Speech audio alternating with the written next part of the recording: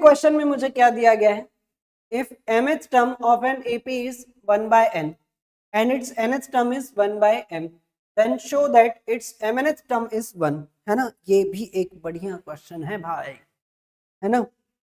तो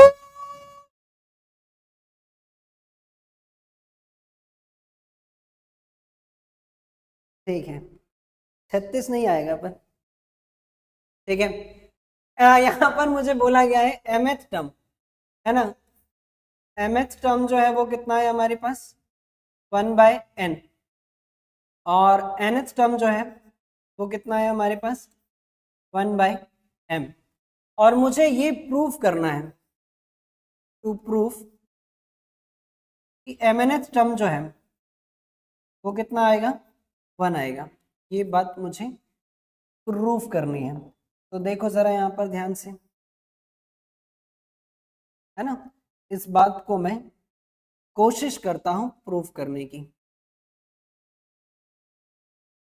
ठीक, तो सबसे पहले mth टर्म यानी कि a plus m minus 1 into D बराबर कितना है हमारे पास 1/n, और nth टर्म यानी कि a plus n minus 1 into D बराबर कितना है हमारे पास 1/m।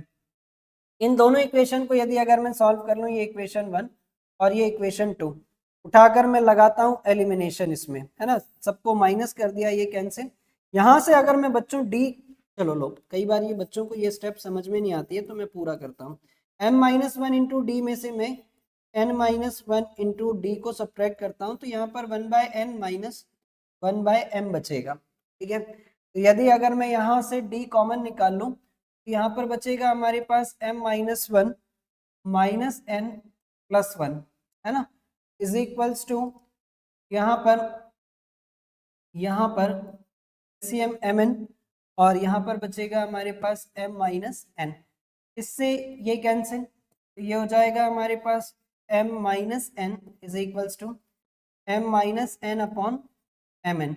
ये m माइनस n से m माइनस n कैंसिल, तो d बराबर कितना बचा हमारे पास 1 अपॉन mn, है ना। ये आ गई मेरे पास d की वैल्यू, और इस d की वैल्यू उठाकर मैं किसी भी एक इक्वेशन में रख लूं। सपोज मैंने फर्स्ट में रखा तो a plus m minus 1 into D की वैल्यू कितनी है हमारे पास 1 अपॉन mn बराबर कितना है हमारे पास 1 अपॉन n। इसको यदि अगर मैं अंदर मल्टीप्लाई कर लूं बच्चों, यहाँ पर बचेगा m अपॉन mn, और यहाँ पर 1 upon mn is equals to 1 upon n।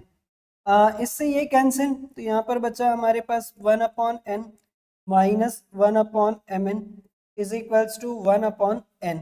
इससे ये भी कैंसिल, a की वैल्यू भी कितनी आ गई हमारे पास 1 अपॉन mn, और AP में एक बार हमें a और d की वैल्यू मिल जाए फिर तो हम सारी जंग जीत सकते हैं।